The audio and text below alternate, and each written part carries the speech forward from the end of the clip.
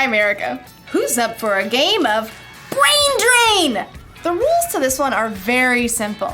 Use every single part of your brain to get your team to guess the answers to the questions. You're my team! So you've got to guess the answers. That's your responsibility. Responsibility is showing you can be trusted with what is expected of you. Okay, this first question is knowledge-based. So you're going to need to use this part of your brain you use for intense thinking. What is 4 plus 4 plus 8 plus 8 minus 16? You have 10 seconds. Go!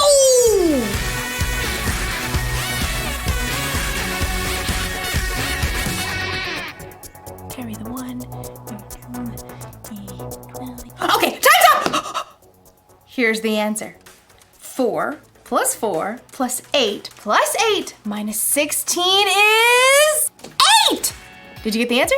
Did you get the answer? Huh? Who got it? I'm gonna say you did. Next question! Okay, so this is an artistic question. You'll need that creative part of your brain right here. Using the enclosed clay and drawing pad, get your team to guess the following phrase. Okay, I can do this. Go! Huh? What? Oh, what? Do you get it? It's a dime a dozen. A dime, a dozen, a dime, a dozen. That's the phrase that means something is so common, you can pretty much find it anywhere.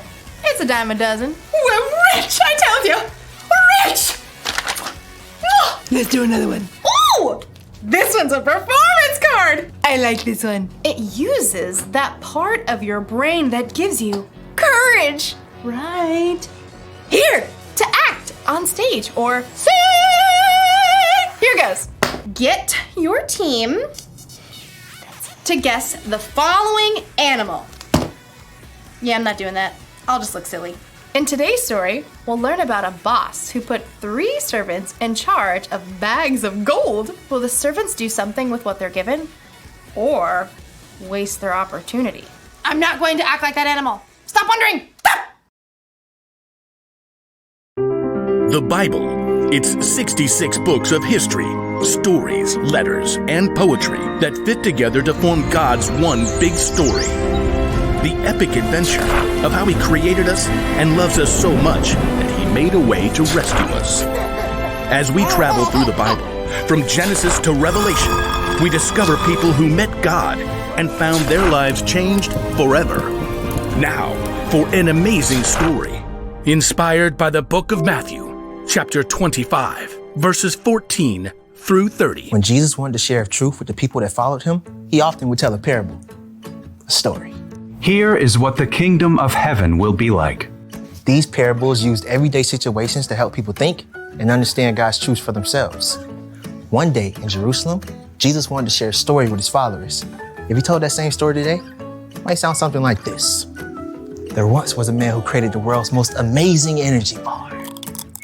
Just one bite and I feel like I could leap tall buildings in a single bound.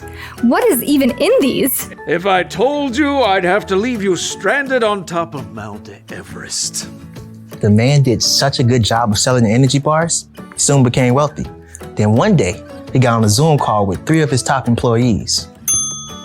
Zane, Ren, Murray. Yes, sir. Right here. Murray, Says he's here. I don't hear him. start your audio, Murray.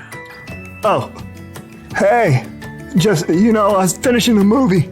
I've called you together for an important purpose. I'm going offline.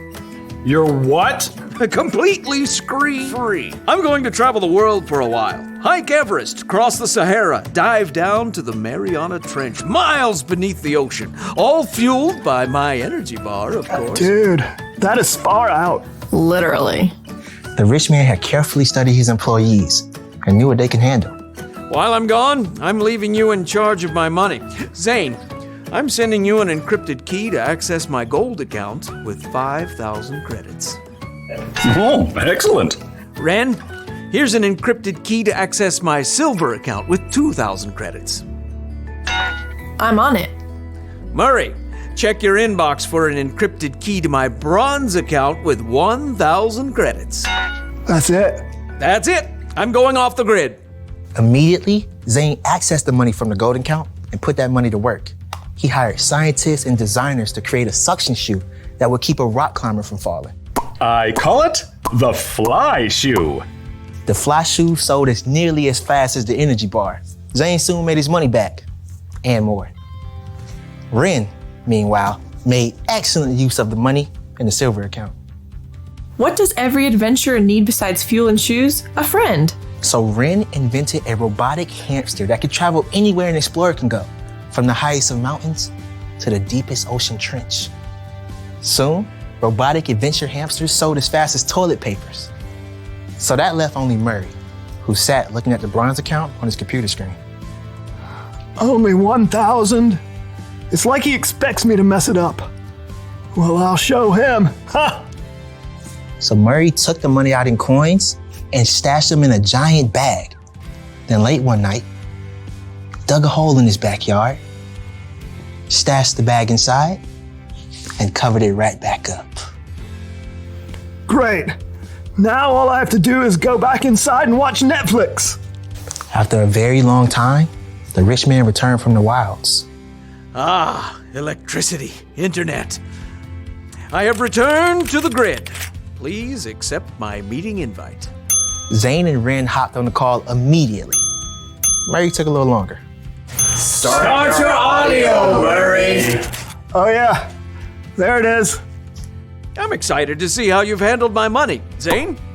Through sales of the fly shoe, I've added 5,000 more credits to your gold account. Well done, good and faithful employee. You've been faithful with a few things. I will put you in charge of many things. Come and share my happiness. Now, Ren. My adorable traveling robotic hamsters have earned 2,000 more credits for your silver account. Well done, good and faithful employee. You have been faithful with a few things. I will put you in charge of many things. Come and share my happiness.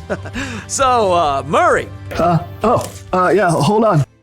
Murray reached down and held up a muddy sack. He spilled the coins across the desk.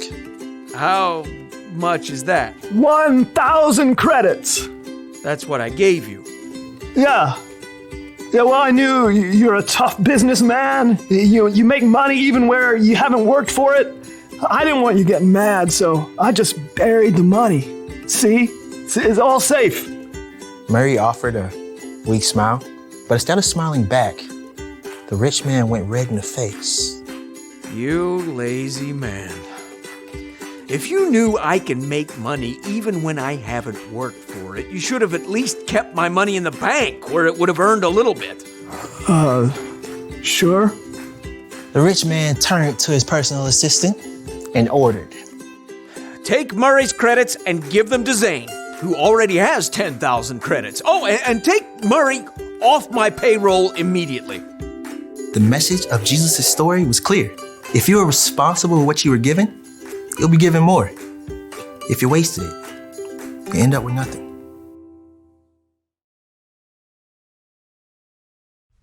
When Jesus told the story about the boss and the 3 servants, I think it was really a story about you and me. God is like the boss in the story, and we're the ones he entrusted with bags of gold. Okay, so maybe God didn't actually give you a bunch of gold, but you have definitely been given something.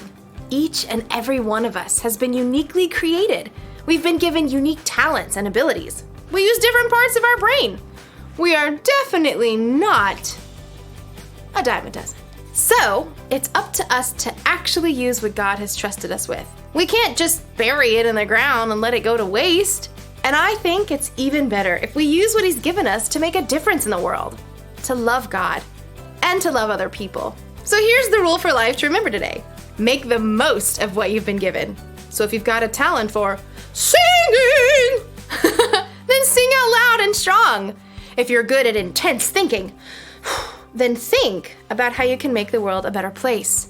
And if you happen to have the talent for acting like a wild animal, then let it out of its cage every once in a while, even if it makes you look silly. Did you get it? You're right. It was a zebra. See you next time. I'm kidding. It was an elephant. A really good elephant, too. I wonder what part of the brain that was. This one? This one? This one? This one? Definitely this one.